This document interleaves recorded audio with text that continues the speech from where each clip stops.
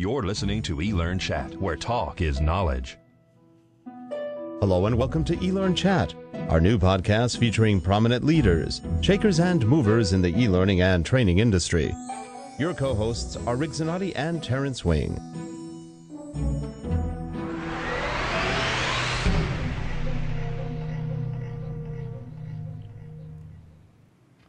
Hi everyone, I am Rick Zanotti, and this is, well, believe it or not, our 21st show of eLearn Chat.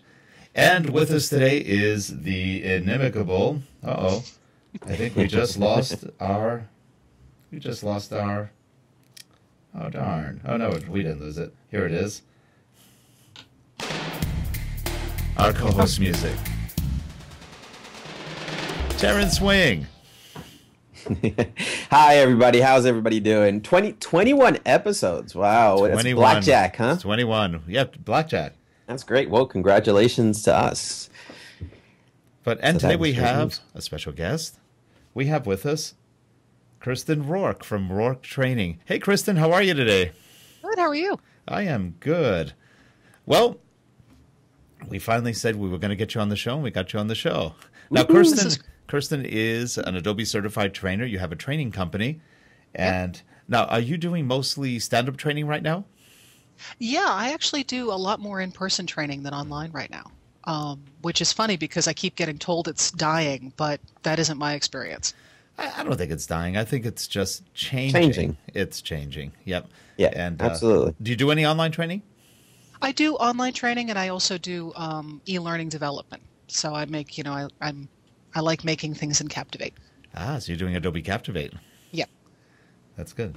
That's one of the tools both Terrence and I use. I know Terrence is fairly new at it, but I think he's enjoying it. And I am. And we've been suffering along with Captivate for Yeah. What is it, 11 years now? Almost. We were working with a tool called FlashCam originally, and then FlashCam became RoboDemo, and then RoboDemo became Adobe Captivate, and actually became Macromedia Captivate, and then Adobe Captivate. So yeah, we've been through all of it. It's been fun. Actually, the product's getting better and better, so that's good. Are you developing in Adobe Captivate 5 now? Yes. Well, I'm a Mac user, so I'm very happy that 5 came out because I was working on my Windows side of my computer. Right. Now I don't have to, so I can just stay in my iMac and get my stuff done. That's true. Yeah. So is that what you work on mostly, the iMac? Yeah, it's funny. I use Macintosh at home, and I teach Windows. So it's pretty much when I leave the house, I'm automatically on a Windows platform, and when I come home, we happen to be a Mac shop. Sounds like you're conflicted. Yeah, we're very disconnected. We're not quite sure who we are. Yeah. Are you running Windows on the iMac too? Yeah. Yeah. We're doing that on a couple of the iMacs we have. It actually runs really well. I got Parallels running Windows 7. I like it. I should have probably done Parallels. We did Fusion and had a couple of small issues. I think Parallels, from what I read, is probably working a little bit better. Yeah, I like it. I like it. It behaves well. So, Kirsten, what's new in the world of training?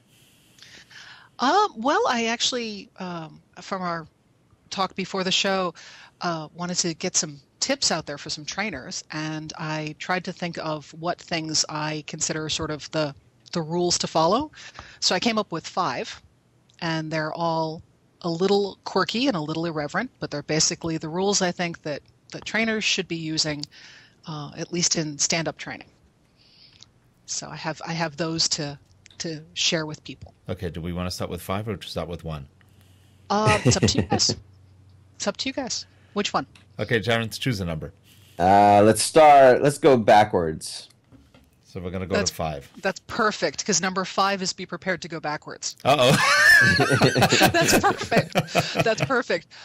Yeah, that's my number 5 rule, is be prepared to do the training backwards, because I had to do that once. I was teaching overseas, and the way they had their stuff set up, most of the software was ported in from the U.S., so by the time they got to about 1 o'clock in the afternoon, everything got dog slow. So the training was set up to build, and the most important stuff was at the end.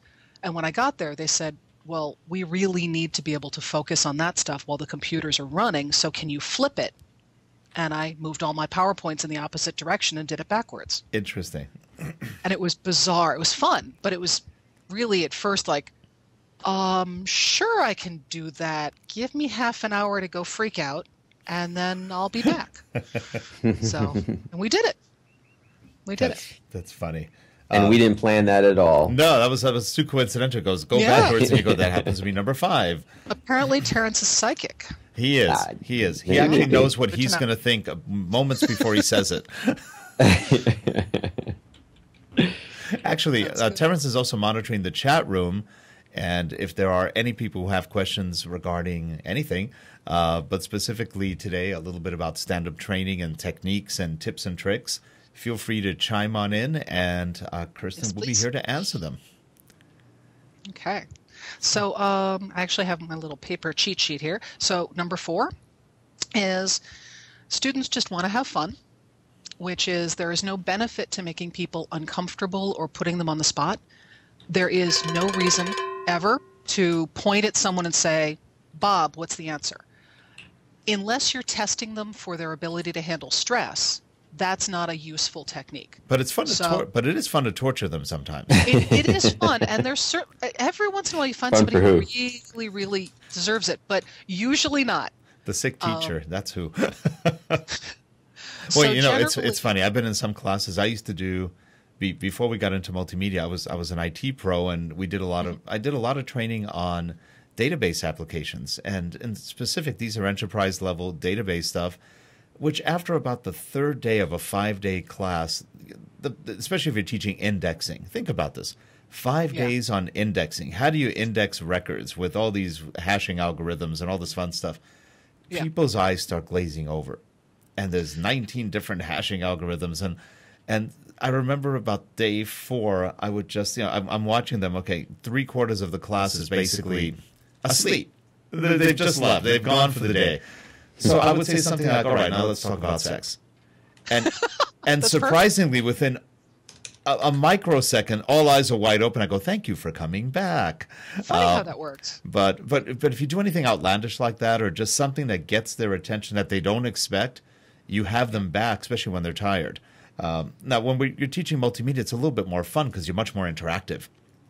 Yeah. So you're doing stuff, and that's just a lot more fun. Now, do you have a training facility?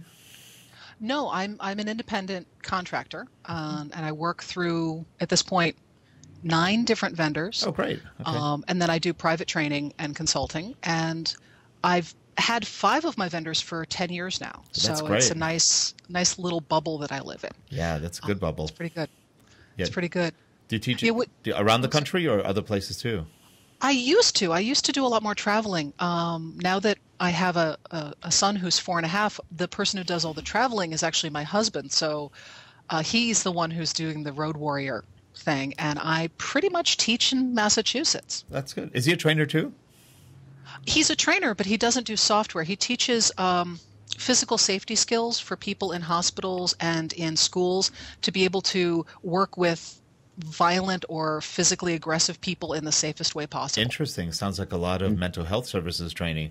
Yeah, exactly. Mm-hmm. Exactly. So he does that all over the country, and he teaches people how to make it so that everybody's safe. Now that's actually fun. We did mental health services training for LA County police and sheriffs, and it was so much fun doing the scenarios because I got to throw everybody all over the place. That was actually a lot of fun.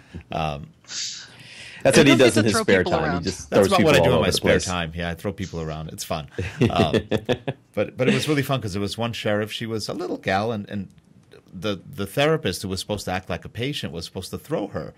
And he didn't do a very good job. We tried about 5 times, and it's like, no, it doesn't look realistic. He was being very gentle. So I said, let me show you how to do this. So I turned around and threw her into a wall. I mean, I held her so she didn't get hurt, but she went into the wall. And after that, she was like a puppy the whole day following me. And it's like, that was fun. Can you throw me again? So it was a lot of fun. But that kind of training is a lot of fun, though, when you get out there and get physical and you're teaching them skills that really do save lives because, especially if you're in mental health services, you get all types.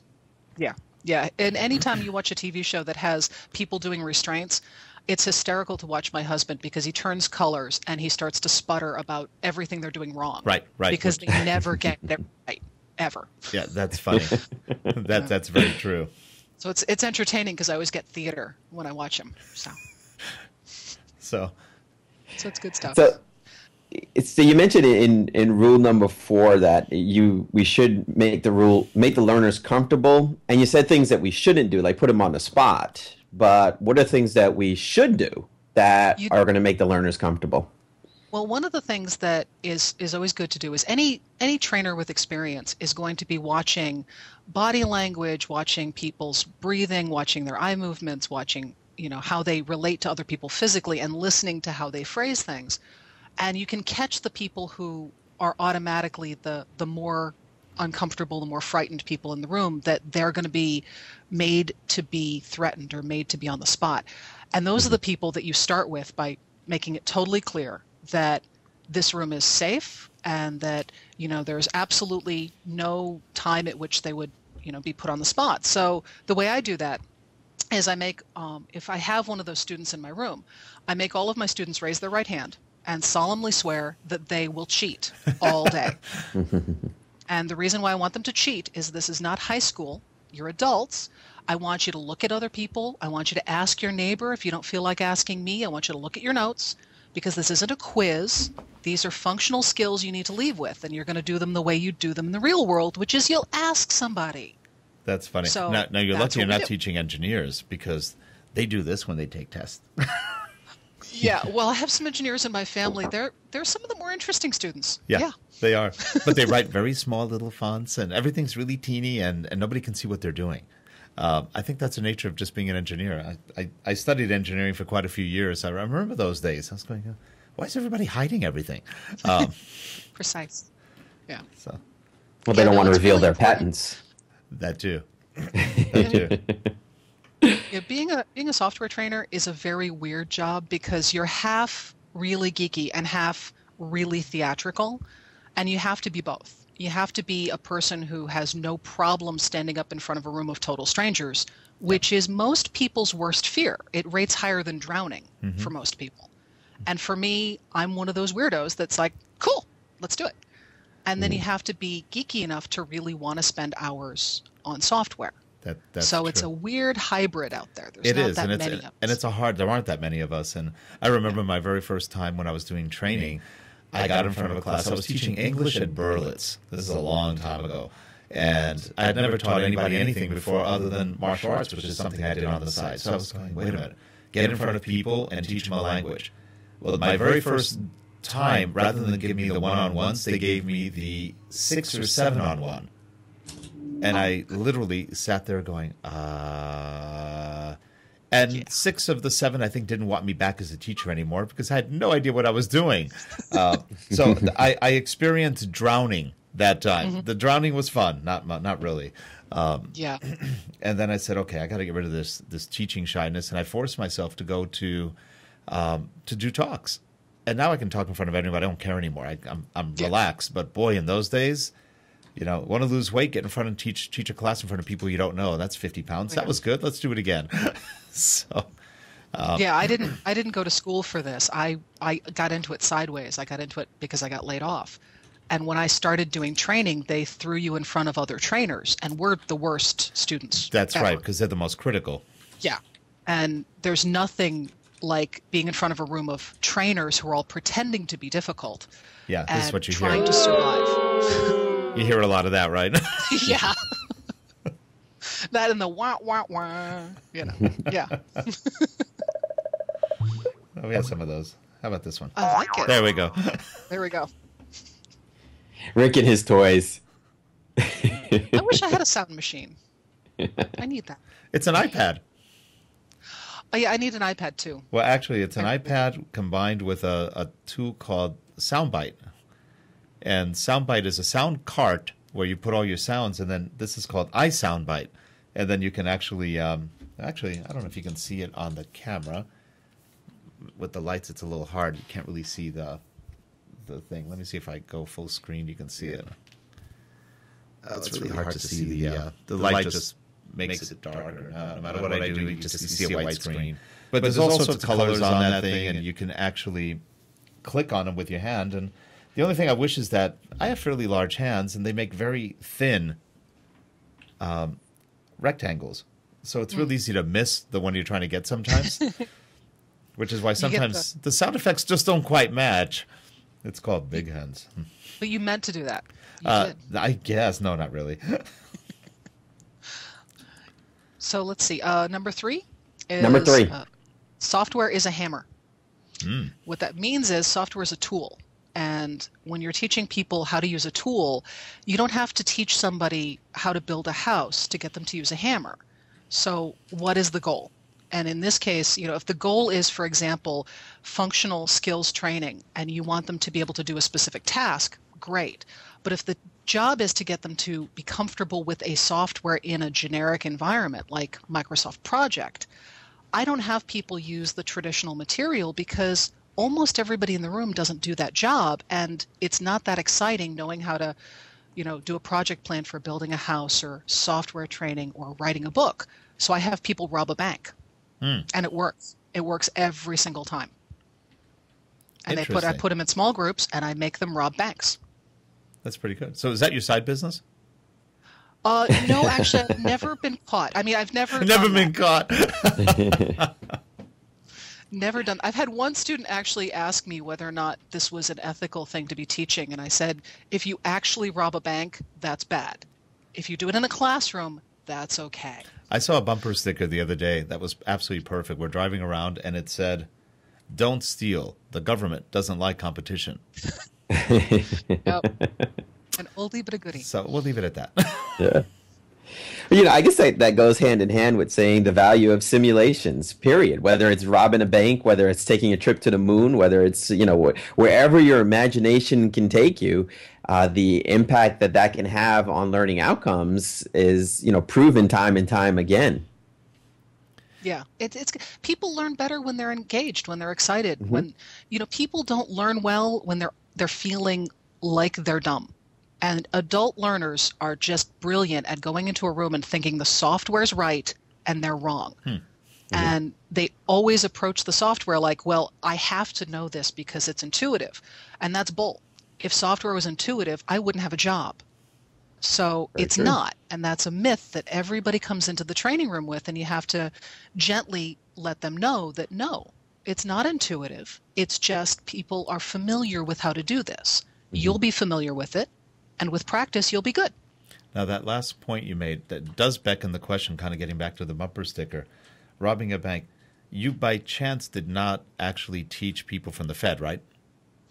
Sorry, I'm being snide today. Yeah, I have not taught any people who have been in the news. Okay, good. Yet. It's only a matter of time. So let's see. We're getting to number 2. Number 2. Number 2 is there is no bippity boppity boo. There is no magic. Going into a training room does not make somebody a software expert, and people are sent to training. They're given software and told, well, go to a day of training and then you'll be the office person. So one of the things to let them know is that expectation is not reasonable and that learning happens over time. So what our job as trainers is to set them up for their learning process, which takes a long time. So we give them the foundation skills and help them figure out what to learn and what not to learn, which is as important, and then give them resources and guidance and all sorts of places to go to be able to continue. But they need to know that in order to master something like Photoshop or InDesign or Captivate, it doesn't happen in 1, 2, or 3 days. It just doesn't. And that if they know it's going to take them time, they'll give themselves the steps, the break they need to learn it progressively. No, you're so right. How many people learn Photoshop? I've been learning Photoshop literally for over 10 years. And I think I probably use 10% of the product, maybe 15%. There is so much in there. Yeah. And to really get good at it, I'm now playing with After Effects. There's only so many hours in a day, and it's a very complex product. It can do almost anything if your imagination lets it, and then you have to figure out how to do it. Yeah. Photoshop's a lot harder to break down into rough components now. It used to be that I could explain it to people who were starting as Photoshop does, it makes pixels larger and smaller. Yep. It changes their value. It changes the appearance of reality. But now it does magic. That's it. But now it pretty much does magic. It does. I mean, if you look at that content aware and content aware fill is pretty cool. It is. It's magic. Pretty cool. And it's amazing. I think there was a guy on the internet who did a kind of comedy video on that, where I think he was creating his own sandwich with content aware. He puts 2 pieces of bread, says, "Now I need something better in this." So he does something. All of a sudden, now we've got all the meats and the cheeses, and he goes, "Ah, that was good. Content aware works every time." This is a great video. I don't remember what it was. I should actually bring it on and show it one day. But it was really funny what you could do with Photoshop and a little bit of imagination and comedy. Yeah, Photoshop is brilliant. I mean, I'm mostly an Adobe obsessed trainer, so that's my big focus, InDesign and Photoshop and so on. You can't have more fun than teaching that stuff. You really that's can't. true. And using the stuff. And using the stuff. That's true. That is more fun. You're right. I have a lot more fun using it than teaching it. You see, I'm one of those weird geeks that if I know I'm teaching one of those that day, I wake up and I actually squee. I do. It's ridiculous. I jump around. I'm absurd. Yay! Whee! You know. Yes. Yep. Which for a woman of my age is not a good thing, but I do it anyway. You look pretty young. Hey, we all have to get giddy at something, so you might as well find out. If you haven't found out what it is at this stage in our lives, then it's time to find out what makes us giddy. Yeah. And I'm sorry, wrong music. That music just sneaks in every so often. So let's see. We've got number 1. Number one. Can we get a drum roll for this? Yeah. Oh, I don't have a drum roll. How about... No drum roll. What's a sound effect machine without a drum roll? I tell you, I need more sound effects. Here. There we go. There we All go. right. We'll have to settle for that for number 1. All right. So what's number the 1? Trainer, number 1, the trainer should never lie, but the student should always cheat. So we know about the student should cheat, right? The student should do what's functional. I started out in a training company that was in-house where they would throw new trainers into the room and have you pretend you knew more than you did until you got up to speed. When I moved up to Massachusetts in 2000, I was able to decide never to do that again. And the one thing that I would encourage all people learning to do training is don't lie. Don't pretend you know something when you don't. It's obnoxious, and frankly, your students usually can tell. That is such a good point. So you want to find the answer for them. You want to find the resource, but don't pretend you know something when you don't. Well, especially in technical stuff, and all of these products are very technical. If you're faking it, within moments they'll figure it out. Yeah, and it's funny because once I moved up here and I formed my business, the first rule I made was that I would never do that. And it's hard to not have the answer as a trainer. It's really hard, but I have resources I give people. I bring books, I give them websites, and I'll try to find it as best I can to make sure we have the answer. No, that's really good. And frankly, most students are very good with, let's take that offline or I'll get back to you. Yeah. Yeah. Because like you said, some of these products are so huge in terms of what they can do that this is no way one trainer can know everything. No. Though we want to. We really do. Yeah. Yeah. I mean, on tools like Captivate, you could probably learn most of it with small exceptions of some of the arcane features. It's fairly easy to get your hands around it. But you bring in Photoshop, InDesign has gotten really complex. There's a lot of capabilities to it. Yeah. And Flash, same thing. I'll never forget, we had a graphic artist who, when Flash 4 came out, I think it was Flash 4 or Flash MX, he went, "They broke it." And we went, "What do you mean they broke it? It doesn't work anymore." What do you mean it doesn't work anymore? They had added more action script. And to him, that was breaking it. And for years, I've said Flash is the most schizophrenic or multiple personality of all the Adobe products because it is a programmer product and it's a graphic artist product. And the two don't really meet very often. So it makes for a very difficult product for a lot of people to learn completely. Very few people, I think, really know it inside out. They know their parts of it. Well, the thing that made me crazy, and I love Adobe, I do. All the Adobe folks, I do lots of love. But they did one thing that was just nuts crazy. They took motion tweening and they made a new motion tweening that does slightly different things, and they gave it the same name, and they took the old motion tweening and they renamed it classic tweening. Right. Sort of like classic Coke. It didn't work. It didn't work. No. And you're right, because people got confused on that, though it is more graphic artist friendly again. Yeah, and actually Flash Catalyst is a lot of fun. I was really surprised when I played with it. It's actually a hoot. I just started playing with it. It really lets you build interfaces, right? Screens, prototypes, and then generate that with what, Flex? It has a MXML language that it uses, so it works with Builder, but you can output a movie pretty quickly from it and just have this nice finished content and have your Swift file. You know, you don't have to go into the more involved development. That's and true. it's great. And I forgot, it's called really Flash nice Builder now, not Flex anymore. Yeah, Good, they have to good rename catch. everything. I know, just to keep it going. Yeah. It just keeps us all on our toes. How's the chat room going, Terrence? I'm looking at Twitter here. Good, we have people. Yay! Terrence, are you there? Yeah, I'm here. I'm Okay. sorry, I lost audio for a second there, Oh, so okay. I didn't hear anything. I said, so how's wondering. the chat room going? The chat room's going great. A lot of what you're saying is resonating with the viewers in the chat room. So we're not getting questions, but we're getting a lot of agreement with your 5 rules, and that they do work, and most of them agree with it.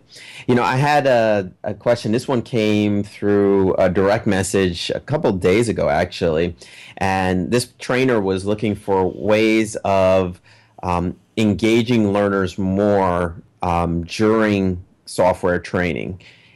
And you know, what are some of the learning games or tactics that you use, Kristen, beyond those 5 rules that, you know, seems to really hit home for your learners?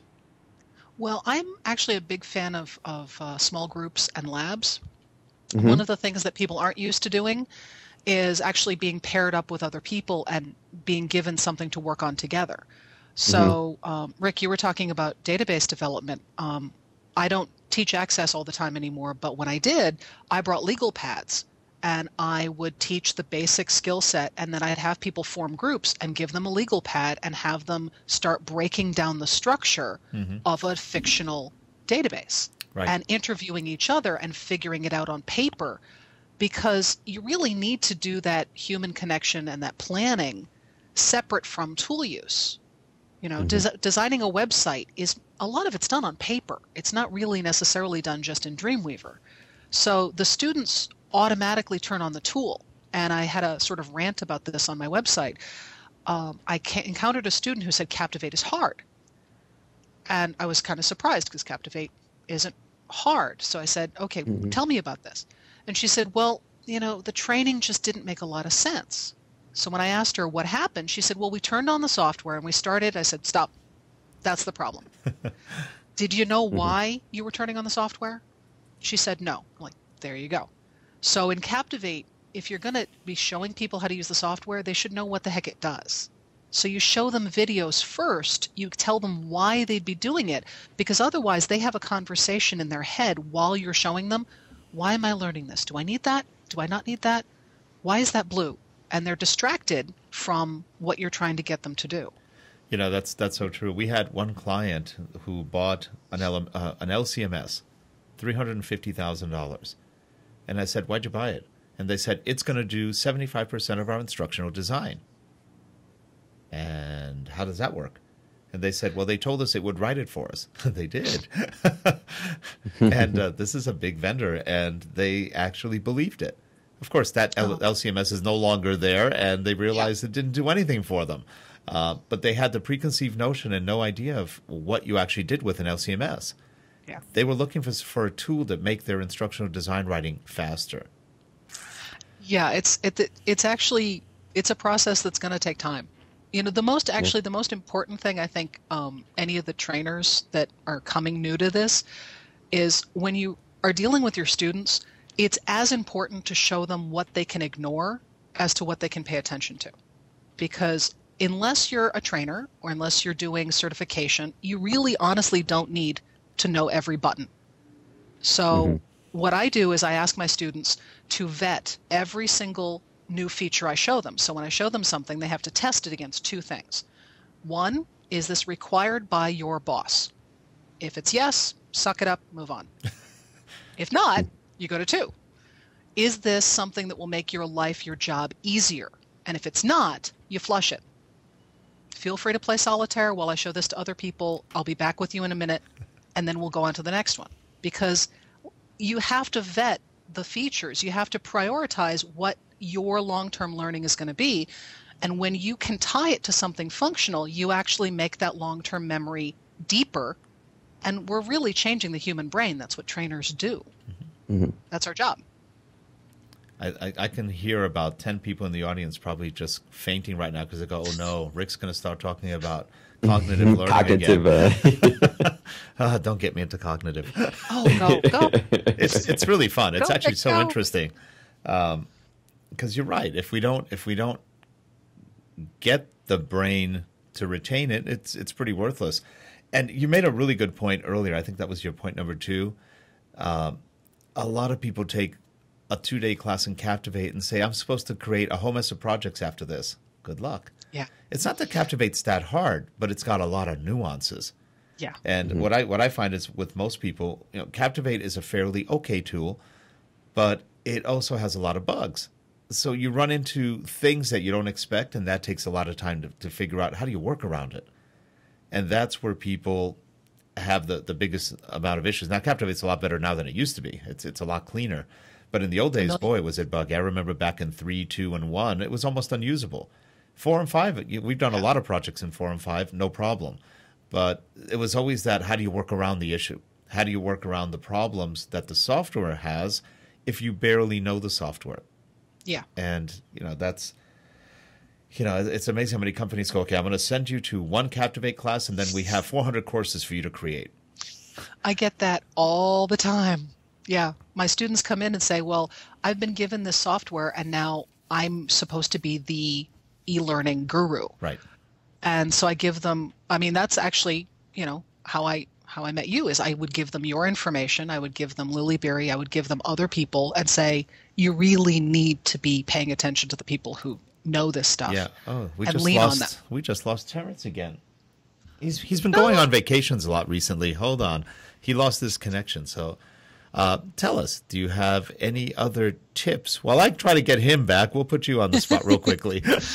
Okay. So if you're like me, you get bored pretty easily. You're a little, short attention span about stuff, and you probably will get a little frustrated with the day-to-day routine. So change it up. Make it different every time, because your students deserve the freshest, newest you. And that's hard to do, but it's actually a lot of fun. We'll see if we have Terrence back. Well, it's funny. He's trying to call, but... Okay. There he is. It sounds like you're still trying to call me, though. Okay. I'm getting a... That's weird. There we go. It says you're calling. I have you live, but you're also calling. That's an interesting... That's weird. But you're It calling... sounds like Let me end the call plays again music. and try to come back. Okay. We've got 2 streams going. He's still calling. Let me close that one off. There it goes. Wait a minute. He's on every machine. Terrence, I know you want to rule the world, but this is, come on. Wow. It's not letting me answer him. Uh-oh.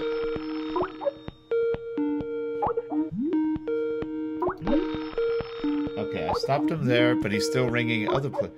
This is so weird. Oh, I know what he's doing. Hold on. It's ringing everywhere. Okay. Wow. That was like eLearn ring in my ears. Okay, here we go. I think we actually have him now. Terrence? No. No, you know what? I'm hitting answer, but he's not answering. This is really weird. Oops. Let me decline on him again. Okay. Don't you love live shows? Yep. Yeah, well, that's actually that's probably the takeaway point is, yes, anything can happen, and does. And roll with it, because it's not, this isn't brain surgery. It's training. Right. Well, you're getting a lot of camera time right now, so this is good. We just have you on. Yeah, I'm doing my little, listening to the music thing. So. Yeah. Let's see if we can get him back again. So any questions? I can see my Twitter feed. Are there any questions? Let me pull up my little search here.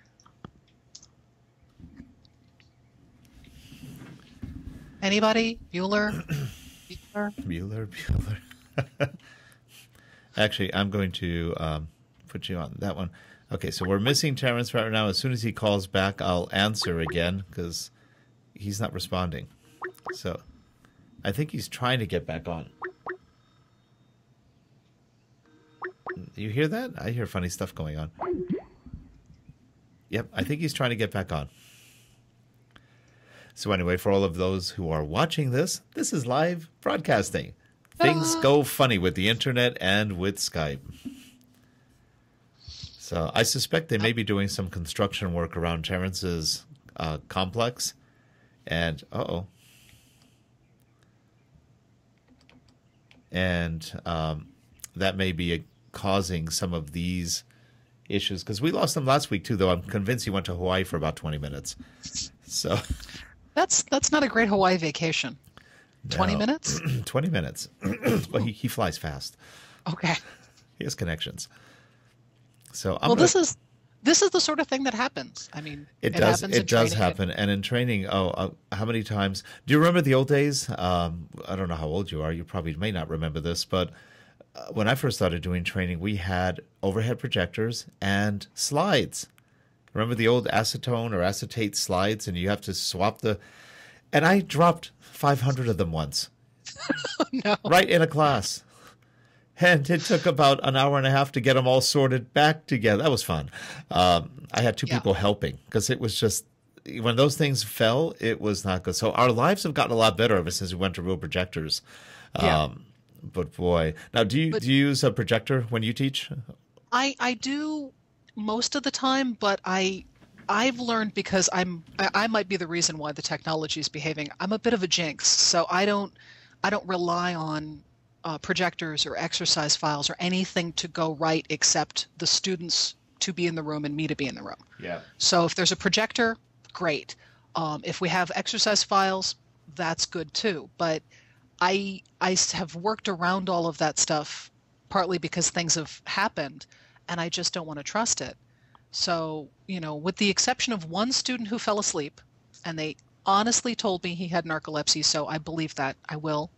I haven't lost any students yet, so I think it's mostly, people really do need, the connection to be able to figure out how to make sense of this stuff. Is he back? I think we have him back. Well, Terrence, I think we got you back. All right. Hey, there he is. We got to. I took a little vacation. Yeah, these vacations during the show, Terrence. We got to watch Hawaii. I think when I say something that Rick disagrees with, he just turns me off and disconnects me. Oh, okay. So it's an accident. Yes, I see. Okay. Yeah, first Skype was acting just really weird on my end. I'm not sure, but that's the technology right now. It's great, but it's not perfect yet. Yep, but we do have you back. I'm back. And don't let me ruin the momentum here. It sounds like you guys were talking, so continue. He's back. So how was Hawaii, Terrence? Hawaii was great. Now I can't even see the sun. I closed all the shades so I don't have all that sunlight beating down on me. So I'm in my cave right now, my broadcasting cave. I'm in my dungeon, so I'm good. So, well, I got light. This is good. You actually have good lighting. Yeah, I have pretty good lighting. If I open that window blind there, it would be pretty much pure white. So. So it's not a cave. Well, Terrence, are you still on the chat room? Yeah, actually, most of the chat room was people trying to tell you that I was having Skype issues because I still had internet connection. I just couldn't get on Skype. Oh, interesting. Okay. So I had tweeted or posted in the chat room that I was having those Skype issues. So Zara and Lily were trying to tell you that. Okay, and I'm not on either Twitter or I'm pressing enough buttons as it is. I don't think I could keep track of it. I see them. So. Yeah, but it seems like, Kristen, that you're definitely resonating with our viewers in that they're agreeing with everything you're saying. So no controversy here today, which is a good thing. Well, Lily, who's in the chat room, Leva, she is a professor. She's a professor at the university in Belgium, and she brilliant. teaches. She is actually brilliant and a good friend.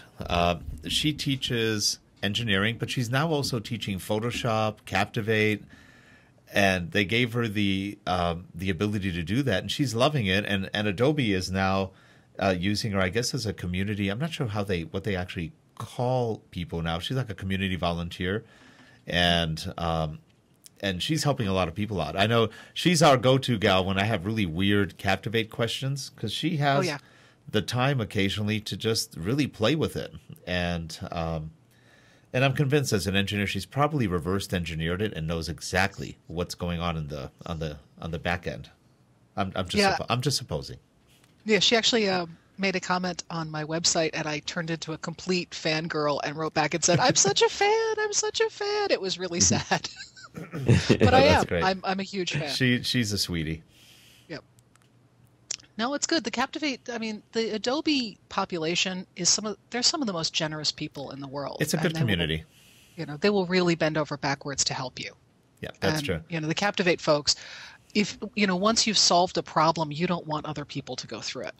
So no, there's a lot of sharing, and it's so funny. I still run into people who say, "Why would you tell people this stuff?" Because now they know how to do it too. Well, isn't that going to hurt your business? No.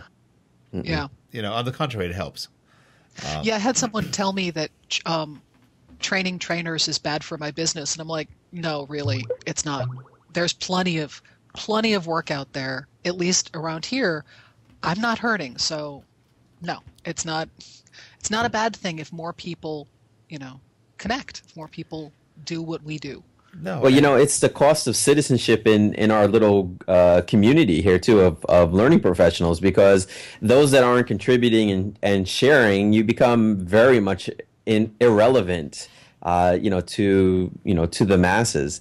And it's just the model for today is that, especially with the tools now for us to collaborate, those that aren't collaborating, they're sort of left out of the party. Yeah. Yeah, it's a very different world. When I started doing this, which was relatively new, the social media stuff, I was amazed at how open everybody was, and it's been great. It's been really, really nice. Well, the fun part is we're also it's fairly easy to meet people. I mean, that's a good and bad thing sometimes, but from a professional point of view, it's actually not a bad thing. I mean, we're all meeting through this venue. Like I've said many times, Terrence and I met indirectly through social media. We both knew a gal in Chicago, Trish Yule, who's going to be on the show in about another month. And she said, "Oh, I know somebody you'd love to meet." And she sends me Terrence's email. And we started dating, and we've known each other. No, I'm just... But you and Terrence are dating? No. We're both married. Not to each other. Our wives may think differently. Actually, our wives will probably say, you both can have each other. Yeah, I know. That's probably true. But when the phone rings and I go, "It's Terrence," my wife just walks away. It's like, all right, fine. This is going to be a long conversation. But no, seriously, we met indirectly through Twitter. I've met other people through Twitter. We met you through Twitter, just indirectly. And Terrence says, "How did you guys meet?" I said, "Through Twitter." I go, "Have you guys ever talked?" No. I mean, short of Twitter.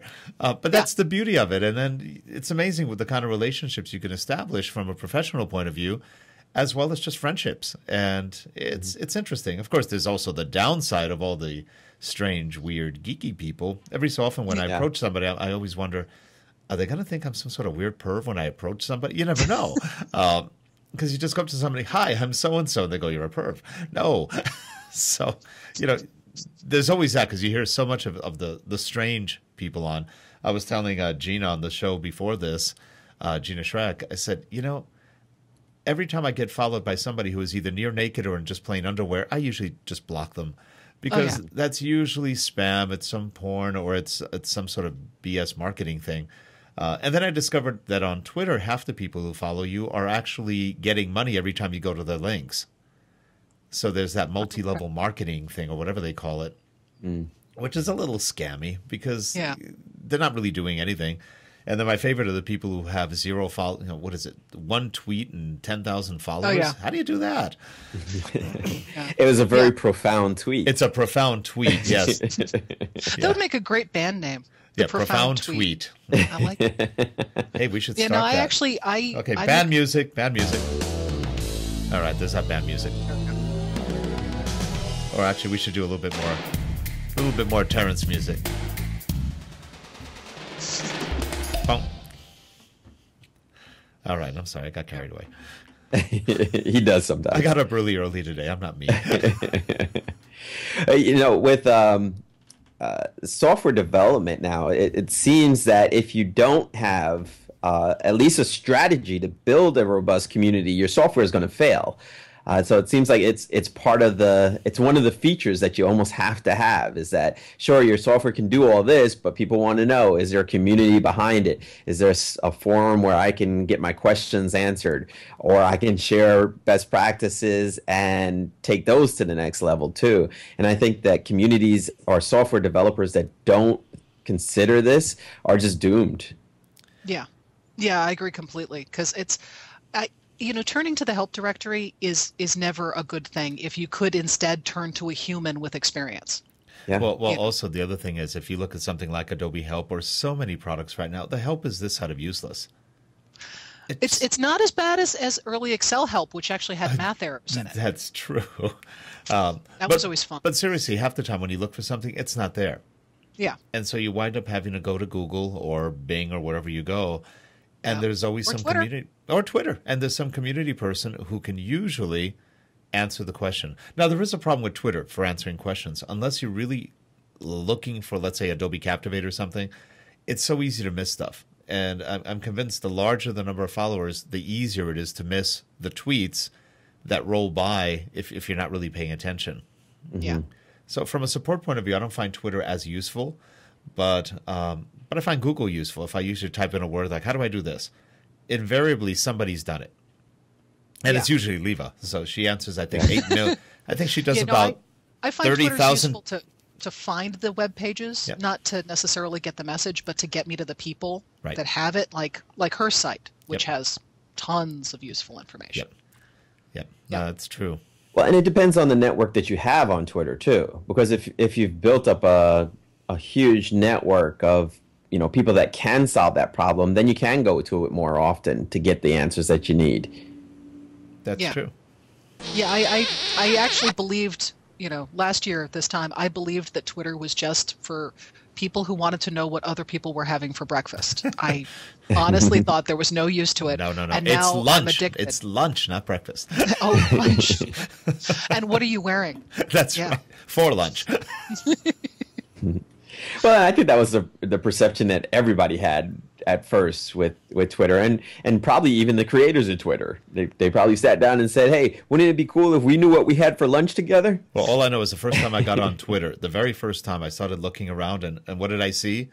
Heading out to lunch. It's like, Going to the gym. Going to the gym, exactly. Like, sure you are. Yeah. Mm-hmm. And Lily's asking why everybody has that at the start. And I'm thinking that people just have it because that's how the media has portrayed it for so long. Yep, that's part of it. But it's really funny because when you first get on, you do see a lot of that. And there is probably a large amount of volume that is dedicated to people telling everybody where they are. What I find funny is, especially for girls, women, don't tell people where you are, what parking lot you're in. I don't think that's a healthy, safe thing.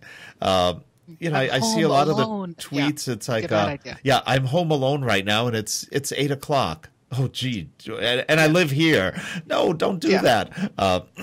There's just enough nuts out there that you probably don't want to do stuff like that. Or when you tell somebody, I'm at a CVS on such and they give you the exact coordinates of where the CVS is. Do you really want people to know that?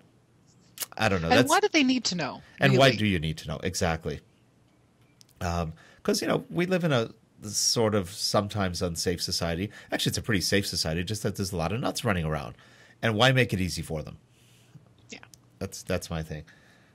You got to live a little too. That's true. I'm a Foursquare fan. Yeah, Now, I don't put everything I do on Foursquare. But you're a guy who's probably not going to get attacked by some other guy, looking for a young babe. Okay, so I'm saying it's a different. So you're saying Terrence isn't a babe? Well, it depends. Really? Some people think he is a babe. So Yeah, I'm stirring up Baby, trouble. maybe. Sorry. But it's all it's all how you use the tools. I don't put down Foursquare if I'm away to another place and my house is empty. I'm not going to announce that, hey, me and my wife are on the other side of the world having a vacation. Go rob me.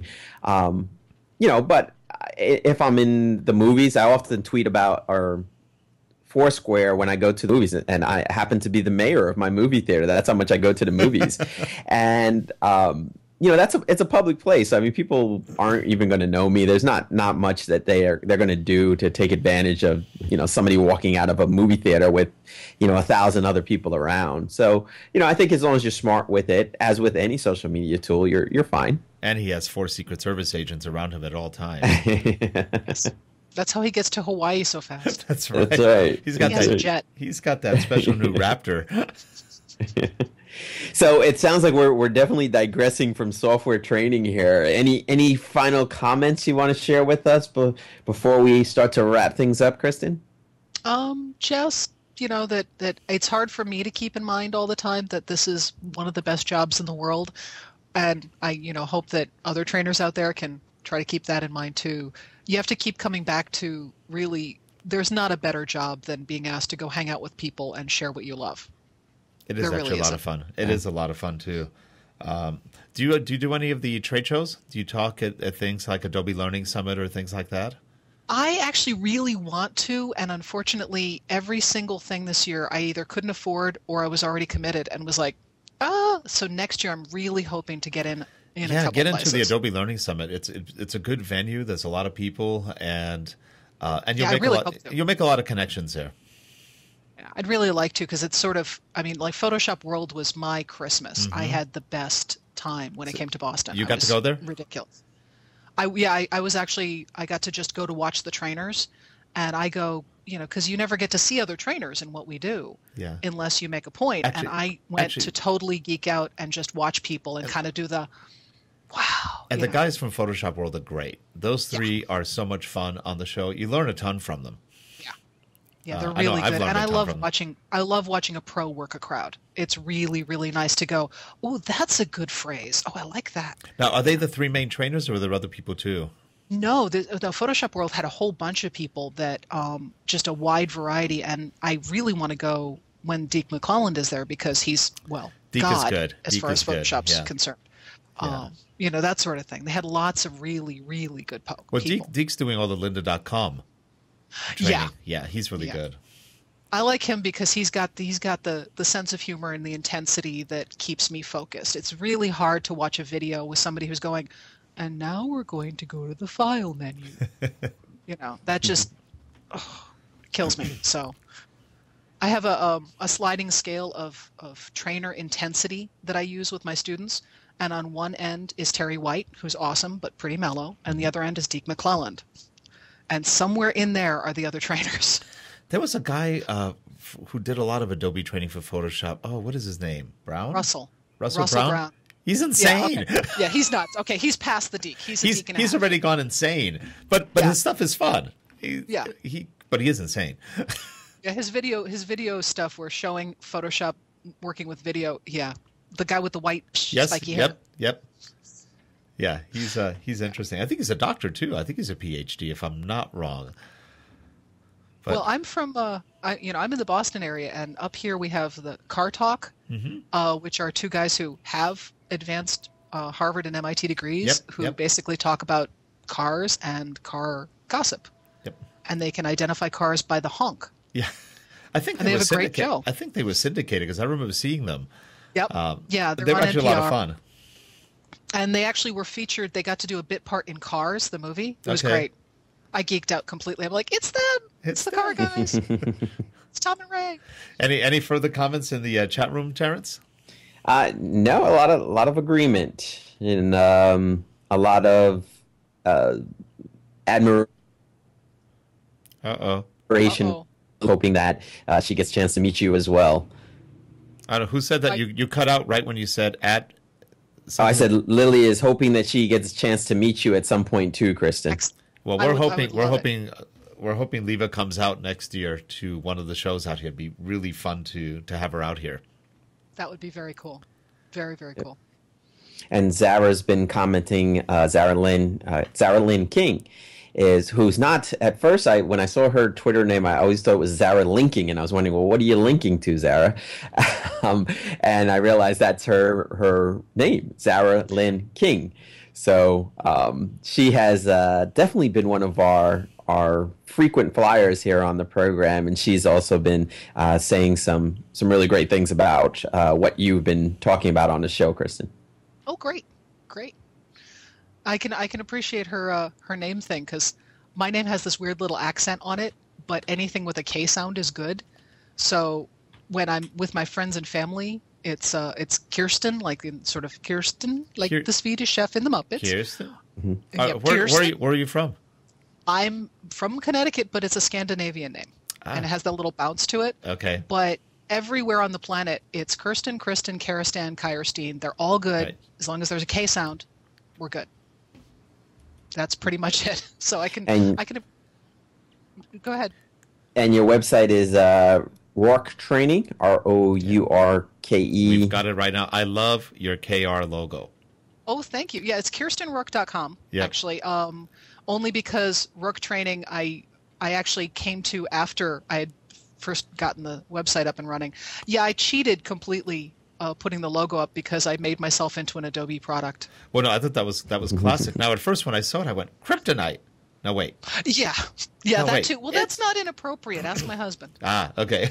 But I thought it was cute. I thought the KR was really cute. Thank you. Which I got me was trying to thinking. come up with something going, I don't really have a logo. Well, I'm all about the Adobe thing. I know. So. Yeah, it's different. It definitely catches your attention. And I bet you more than one person has said, where do you find that product? Is that part of the Adobe suite? Some people have actually written me and said, so why are you doing a periodic table of the Elements logo? And I'm like, it's actually a geek joke. Sorry. It's an in-house Adobe geek joke. Sorry. Well, that's when you know who is actually a user of Adobe products, when they recognize that. Yeah. It's the test. That's it. That's right. If you pass that test, then you can take the training. Yeah. Well, Rick, that puts us at the top of the hour. Okay. Well, Kirsten, that was a pleasure from all of us, Thank I'm you. sure. This was awesome. And we had a good time, and I'm glad that you were actually finally able to meet in semi-person. And I hope to meet you at one of the shows next year soon. Definitely. And for all of those who are in the chat room, thank you so much for joining us, and we look forward to seeing you next week. Actually, Terrence, who is on next week? Next week, our topic is on project management. And let's see, we have Colleen Lee is coming on from Yes Everest. Colleen Sunley and Diane Smith. Both of them are going to be on together. That's going to be our first time we have two people in one window. Yeah, our screen's going to be a little crowded. It's going to be interesting. Cool. Yeah. Well, by the way, Thank one you. This of was them. great. Oh, we Thank really appreciate it. And all of you, we will see you again next week. Thank you so much for being here, and you guys have a good week. Take care, everybody.